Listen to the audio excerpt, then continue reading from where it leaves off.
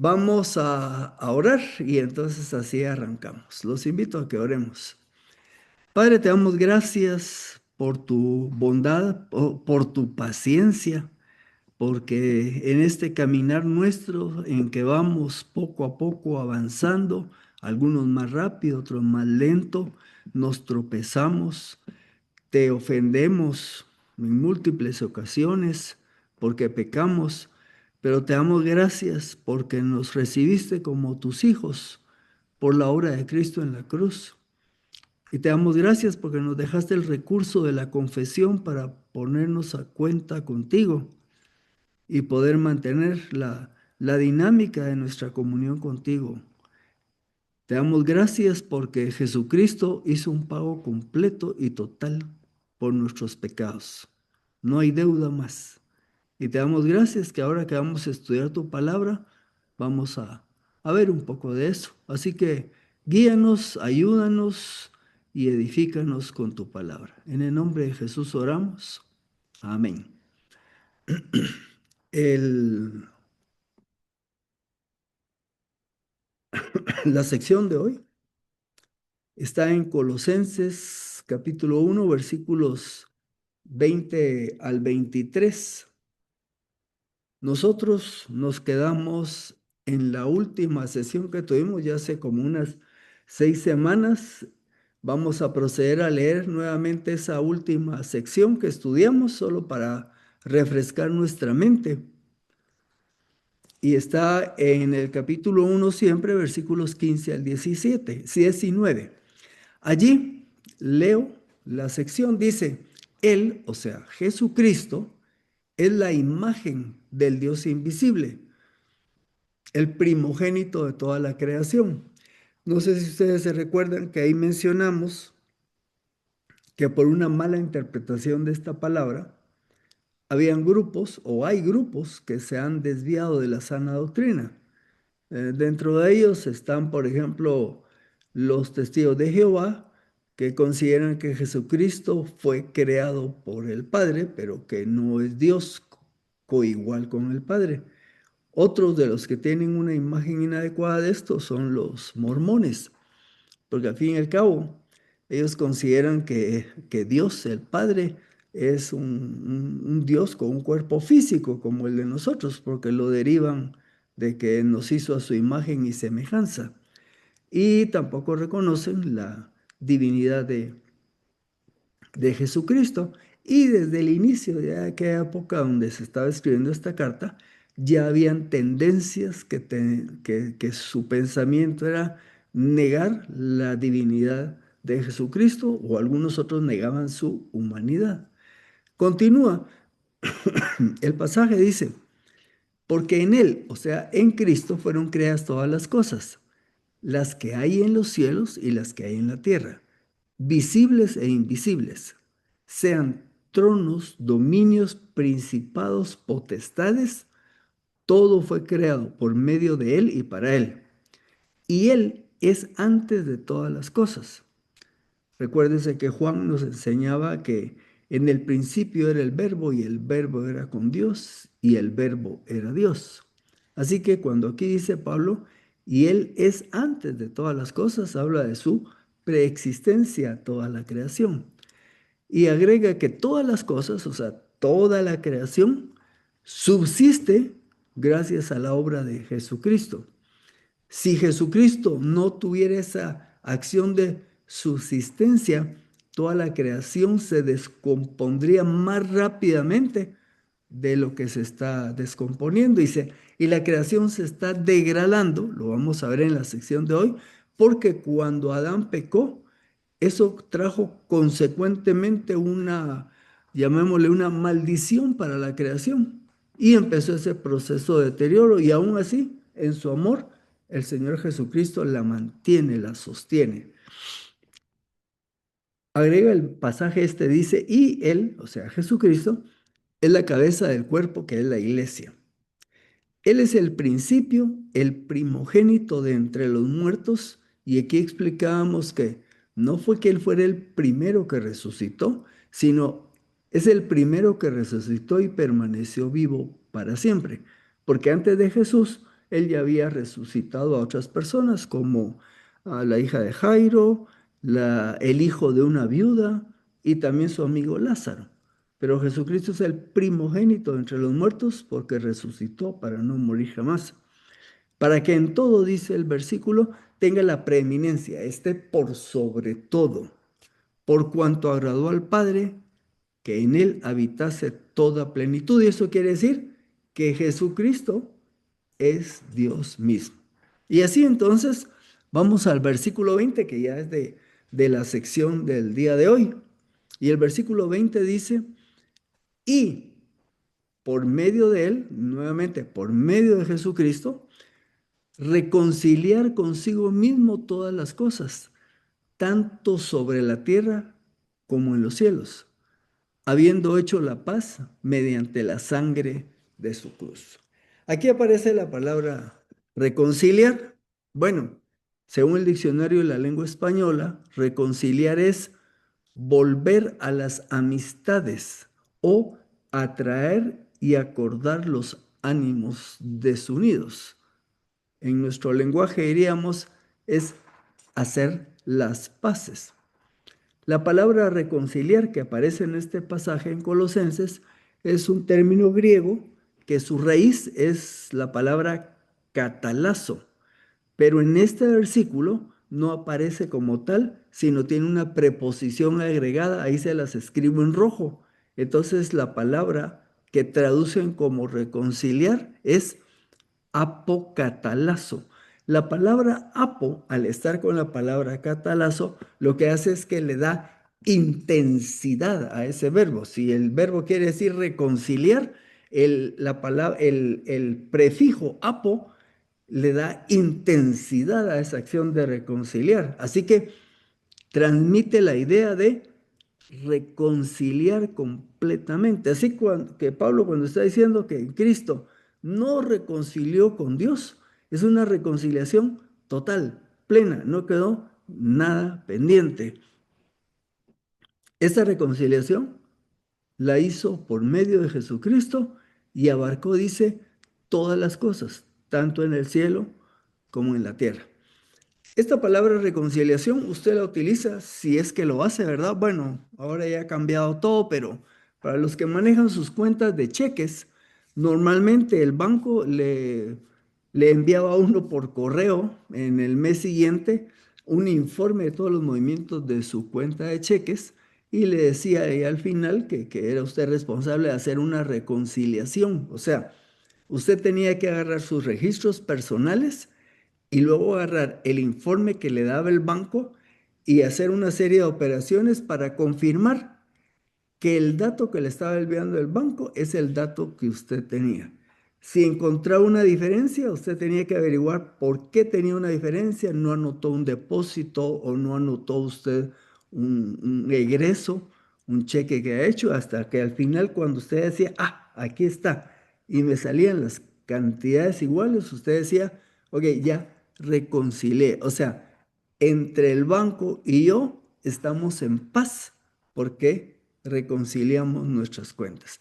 Lo que hizo Dios con nosotros no fue que nosotros buscáramos a Dios para reconciliarnos con Él.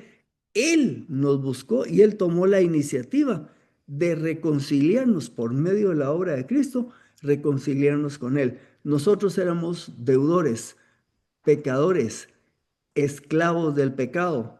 Y entonces hubo que hacer todo un proceso que fue la obra de Cristo para pagar por nuestros pecados, para limpiarnos, para separarnos del pecado, para ponernos de tal manera que entonces pudiéramos retornar a una relación con Dios. Vamos a ver ahorita un poquito más esto. La pregunta, como dice que reconcilió todas las cosas, entonces, ¿qué tanto abarca todas las cosas? Bueno, les voy a contar. Existe una corriente de pensamiento llamada universalismo. Esta es una doctrina teológica, por cierto, errónea, que sostiene o que dice que al final de todo, cuando se acabe todo el mundo y todo lo demás, la humanidad se reconciliará con Dios y alcanzará la salvación. Repito, se llama universalismo. Esto quiere decir, no, miren, es que estos creyentes como son de exagerados hablando de juicio, de lago de fuego y que van a ver los no salvos y los salvos. Dios es amor, Dios es amor. Al fin de todo, no va a haber lo que tú andan diciendo ahí. Todos van a ser salvos porque Dios los ama y los va a salvar a todos. Esto se llama universalismo. La iglesia cristiana conservadora basada en la Biblia no reconoce esto, porque lo que enseña la Biblia es de que sí, Jesucristo con lo que hizo en la cruz pagó para reconciliar, pero esto depende de que la persona crea en la obra de Cristo en la cruz, porque el que no cree está condenado. Algunos de los exponentes de este pensamiento, de esta teoría universalista, han usado este versículo precisamente con otros versículos para fundamentar esta teoría de que al fin y al cabo no se va a perder nadie, lo cual no es cierto. Así que veamos qué sí abarca. ¿Qué tanto abarca este versículo cuando dice que reconcilió todas las cosas? Bueno, número uno, va a afectar a la creación. Yo le dije ahorita al inicio que cuando Adán pecó, la creación sufrió una maldición, ¿verdad? Entró en un proceso de, llamémosle, de degeneración y la creación está bajo juicio. Pero la obra de Cristo en la cruz va a traer una restauración de esto. Aquí les hago yo una cita de Romanos capítulo 8, versículos 20 y 22 y se los leo. Porque la creación ha sido sujetada a la vanidad, no por su propia voluntad, sino de a causa de aquel que la sujetó.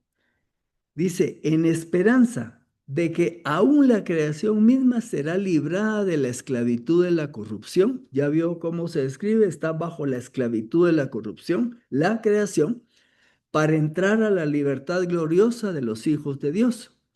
Porque sabemos, dice Pablo, que toda la creación gime a una y a una sufre dolores de parto hasta ahora. Ahora, ¿cuándo va a ser esto una realidad? Cuando regrese el Señor, cuando establezca el milenio, vamos a ver un cambio que va a sufrir la creación. Para los que han leído el Antiguo Testamento, allá en Isaías, se nos habla de que un niño va a poder estar jugando con bestias. Las bestias no van a atacar al ser humano ni entre ellas, van a comer hierba. O sea, un cambio que va a obtener la creación misma. Entonces, este versículo sí abarca la creación. ¿Y a quién más? Bueno, a los que creyeron, a los que creen y creerán. O sea, esta reconciliación afecta fundamentalmente al ser humano, pero a todos aquellos que crean en el Señor Jesús. Juan 1:12 dice, pero todos los que le recibieron, a los que creen en su nombre, le dio el derecho de ser hechos hijos de Dios.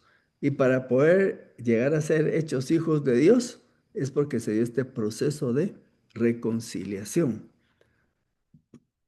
Habiendo hecho la paz, dice el pasaje, habiendo hecho la paz mediante la sangre de su cruz. Una observación.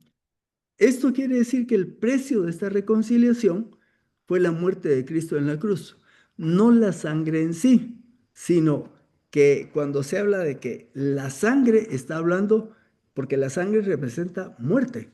Y entonces en este caso, cuando se habla de que la sangre del Señor Jesús obró tal cosa, lo que está diciendo es la muerte del Señor Jesús. Fue su muerte la que pagó el precio.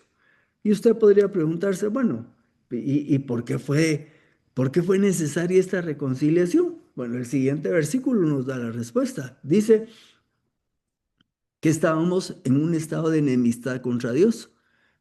Lea lo que vea lo que dice. A ustedes también, y aunque le esté escribiendo a los colosenses, abarca toda la cristiandad, a ustedes también, aunque en otro tiempo estaban apartados y eran enemigos, ya vio ahí, porque había necesidad de reconciliación.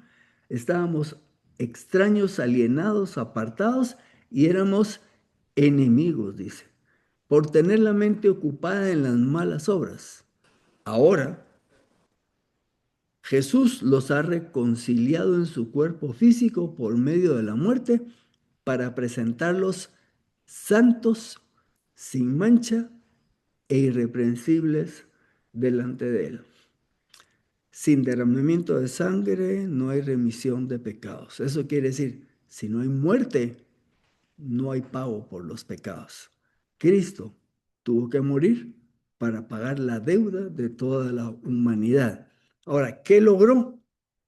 Habiéndonos reconciliado, entonces nos presenta delante de Dios santos, sin mancha e irreprensibles delante de Él. Veamos estas palabras. Santo significa estar separado del pecado y apartado para Dios.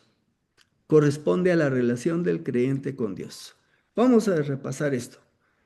Ser santo significa que se da el proceso de ser separado del pecado y la vida de este creyente es una vida que ahora pertenece a Dios y debe de ser usada para Él.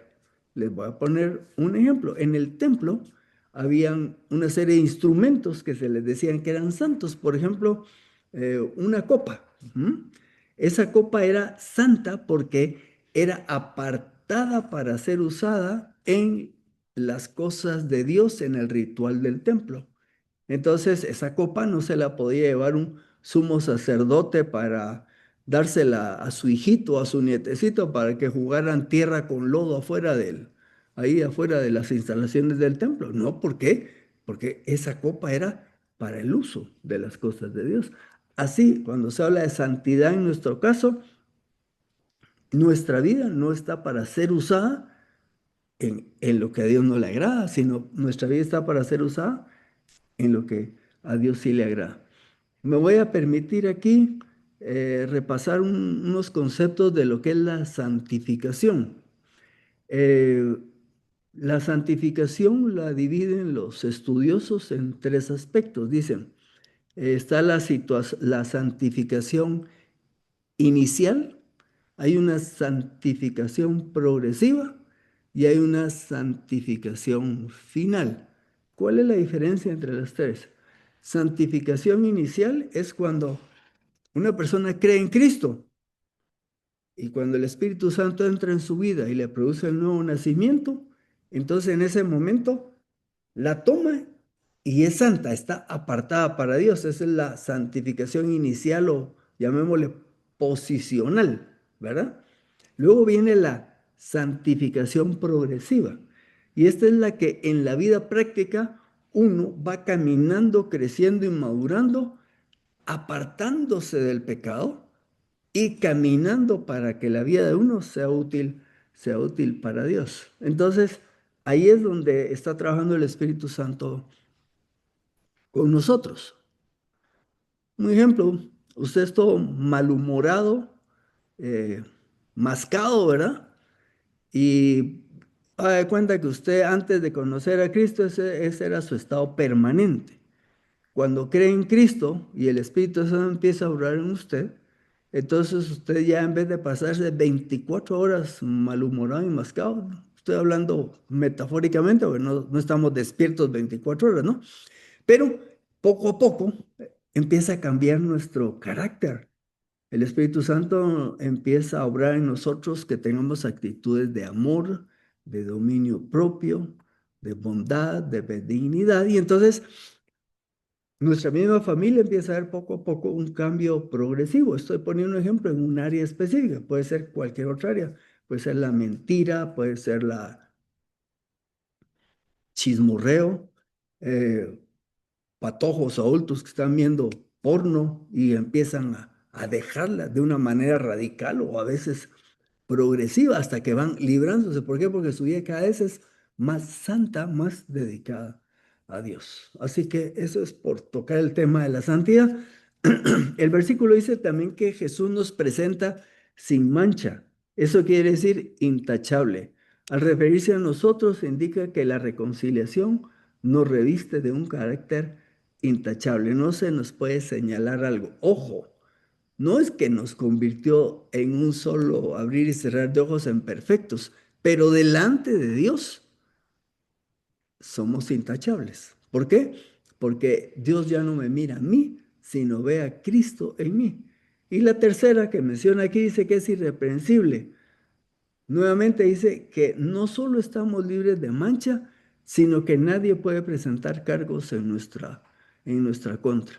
¿Quién se mantiene presentando cargos en contra de los creyentes? Satanás, conocido como el acusador de los hermanos. Y entonces va a venir y va a decir Satanás, "Mm, mira, mira ese tu profe Rolandito, ahí lo caché que estaba viendo una patoja con unos ojos inadecuados y ya viste y lo tenés ahí, entonces el Señor le va a decir, mi Hijo Jesucristo pagó por los pecados y aquel vino y ya me lo confesó y estamos a cuentas, ¿me explico? Y entonces, en ese sentido, delante del Señor por la obra de Cristo, somos irreprensibles. No nos puede estar acusando el enemigo de nuestras almas. Muy bien, continuamos. Dice el versículo que, que la obra de Cristo en la reconciliación nos presenta santos sin mancha e irreprensibles. ¿Por qué? Versículo 23, y con este vamos a ir haciendo poco a poco el descenso. Fíjese bien, esta traducción que ahorita les presento es la que tiene la Reina Valera 2015, pero les voy a enseñar otro par de traducciones.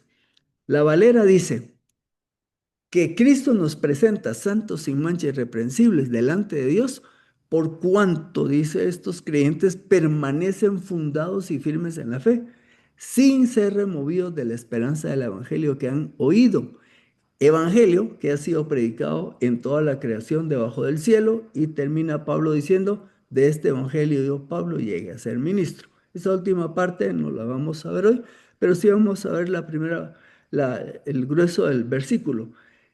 En este caso, los traductores de la Reina Valera 2015 están viéndolo de la siguiente manera. Jesucristo, cuando nos reconcilia con Dios, nos presenta santos sin mancha e irreprensibles. ¿Por qué? Porque los que hemos creído en Cristo nos mantenemos fundados y firmes en la fe, sin ser removidos de la esperanza del Evangelio. O sea, creemos en Cristo y empezamos a caminar firmemente en el Evangelio. Ok, es una manera de traducir ese versículo, pero aquí les voy a enseñar. De su lado izquierdo está la Reina Valera 2015. Ahí dice, por el hecho de que ustedes permanecen fundados y firmes. Pero a su lado derecho están las traducciones de la Nueva Biblia de las Américas y la Reina Valera 60. Y estas coinciden, porque aquí aparece un condicional, mientras que la Reina Valera 2015 afirma que la obra del Señor es así porque estamos firmes. Estas otras dos traducciones, que son válidas también cuando se toman del idioma original, entonces les leo la Nueva Biblia de las Américas. Dice, esto de que nos va a presentar santos sin mancha e irreprensibles, esto Él hará sí, y esa es la palabrita clave aquí en la interpretación. Mm, La palabra sí que aparece en griego puede traducirse como un condicional sí o puede traducirse como lo tradujo Reina Valera 2015 como un hecho. ¿Por cuánto? Dice, ¿verdad? Bueno, me voy a ir ahora por el sí. Cuando usted usa un condicional, es la palabra lo dice, es una condición. Por ejemplo, eh, ¿me puedo ir contigo a la iglesia? Si estás a tiempo, con mucho gusto. ¿Entiende lo que es un condicional? O sea, se tiene que dar una condición para que algo suceda. Estos traductores de la Nueva Biblia de las Américas y Reina Valera 60, dice Reina Valera 60, que esta presentación que hace Cristo de nosotros delante de Dios, si en verdad permanecen fundados y firmes en la fe. No está poniendo en duda la fe de la persona. Lo único que está diciendo es, sí, toda esta obra es una realidad y es bajo la condición de que esta persona que dice haber creído en Cristo permanece en la fe bien cimentada y constante. O como dice la otra versión, si en verdad permanecéis fundados y firmes en la fe. ¿Por qué estoy haciendo esta diferencia? Por lo menos uno de los autores que consulté, que es John MacArthur, él ya falleció. ¿Cuándo murió? Les dije, se murió este año, el año pasado. Creo que el año pasado se murió, sí, porque fuimos a la iglesia con Pamela y con mi nieto a unas conferencias y él ya había fallecido. Así que en su comentario, MacArthur escribe lo siguiente: una de las verdades más serias que presenta la Biblia es el hecho de que no todos los que profesan ser cristianos son en realidad salvos. Por esa frase de si en verdad permanecen firmes, ¿verdad? Él lo que está diciendo es, miren, lo que pasa es que cuando nosotros miramos en vivo una congregación, no necesariamente todos los que están en una congregación, todos son salvos. Quiere una muestra, como dice el dicho Chapín, para muestra un botón. Mateo capítulo 7 22 y 23 estaba enseñando Jesús acerca de los falsos maestros. Y entonces les dijo, miren, les voy a poner un ejemplo.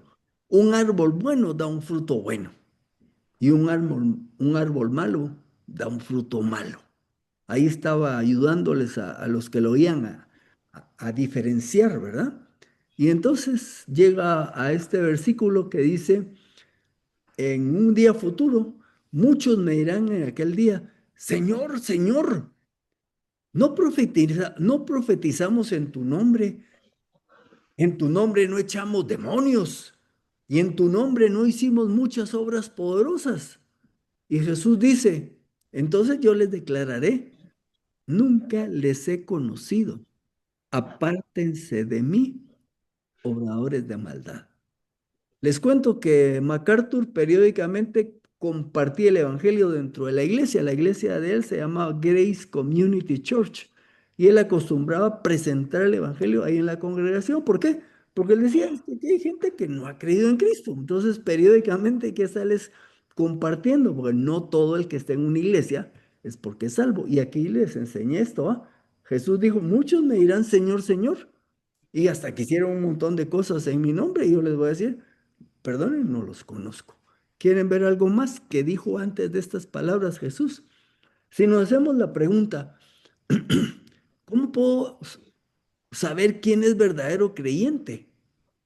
Jesús da una respuesta en el versículo 21. Dice, no todo el que me dice, Señor, Señor, entrará en el reino de los cielos, sino, dice, el que hace la voluntad de mi Padre que está en los cielos. Entonces, ¿a qué regresamos? A que la obra reconciliatoria de Cristo que vemos aquí en Colosenses y fruto de esa obra Él nos presenta santos sin mancha irreprensibles, es una realidad para aquellos que están caminando firmemente y están caminando firmemente porque genuinamente le entregaron su vida a Cristo. Así que lo que dice aquí Jesús es, ¿quieren saber quién es el genuino creyente? Aquel cuya vida refleja la realidad de que Cristo está en su vida. ¿Por qué? Porque está haciendo lo que a Dios le agrada. Para terminar, dice Pablo ahí que esto es el resultado del evangelio que han oído y dice lo siguiente, el cual, o sea, este evangelio ha sido predicado en toda la creación debajo del cielo. Por educación, esta es una hipérbole, porque usted podría decir, mire, cuando Pablo está escribiendo esto es más o menos por el año, por ahí 50 y pico, 60 después de Cristo. Quiere decir que ya todo el mundo había oído el Evangelio. No, esa es una hipérbole. Lo que está diciendo Pablo es, el Evangelio ha sido predicado ampliamente por el imperio, pero todavía faltaban lugares. Hasta el día de hoy todavía faltan lugares. Pero aprendamos que esto es uno de los recursos del lenguaje. Agrego aquí lo que dice el diccionario de la lengua española.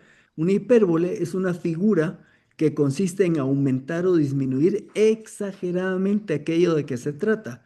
es una exageración de una circunstancia, relato o noticia.